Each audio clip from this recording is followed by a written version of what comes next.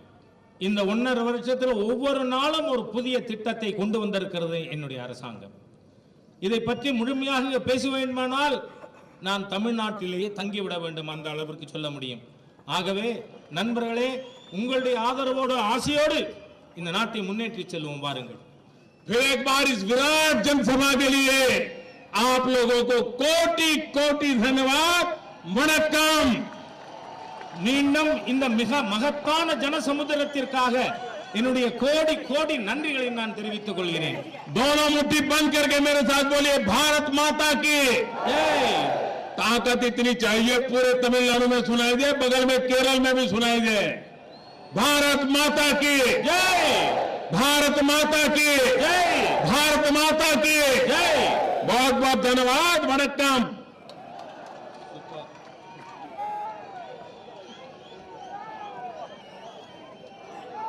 நன்றி உரையாற்றுவதற்காக பொதுச் செயலாளர் திரு செல்வகுமார்.